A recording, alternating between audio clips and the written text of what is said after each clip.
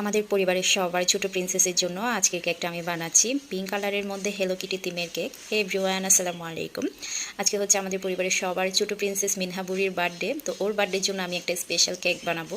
কেকটা হচ্ছে ও আমাকে অর্ডার দিয়ে রেখেছে, অনেক দিন ধরে আমাকে পিকচার দেখাই, খালামনি আমার বার্থডের সময় এরকম একটা কেক বানিয়ে দিতে হবে। তো ও কিন্তু পিঙ্ক কালার আর বিভিন্ন রকম বারবি ডলের কেকগুলো অনেক বেশি পছন্দ করে।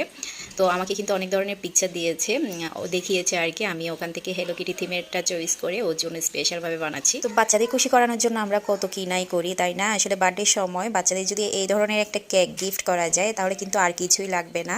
বাচ্চারা দেখে অনেক বেশি পছন্দ করবে আর অনেক বেশি খুশিও হবে। মিনহা কিন্তু কেকটা অনেক বেশি পছন্দ করেছে, আর যেহেতু ও সবার ছোট, ওই কিন্তু কেকটা আমাকে অর্ডার দিয়েছে। আর হেলো কিটি থিমের কেকটা এত বেশি সুন্দর হয়েছে সামনাসামনি।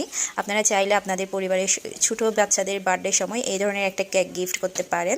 আসলে অনেক বেশি সুন্দর হয়েছে। আর আমাদের পরিবারে দেখা যায় চকলেট কেকটাই অনেক বেশি পছন্দ করে আর ক্রিমের পরিমাণটা একটু কম পছন্দ করে।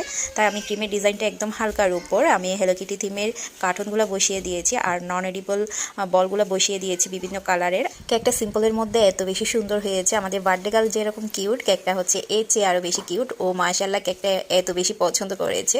আজকাল দেখা যায় ছোট বাচ্চারা এই ধরনের কেকগুলাই বেশি পছন্দ করে। আমাদের বার্থডে গার্লকে হচ্ছে আগে কেকের পিকচারটা আমি দেখাইনি, ওকে নিয়ে যাওয়ার পর সারপ্রাইজ দিয়েছি। মাশাআল্লাহ ও এত বেশি খুশি হয়েছে, ওর চেহারা দেখে বুঝতে পারছেন কতটা খুশি হয়েছে।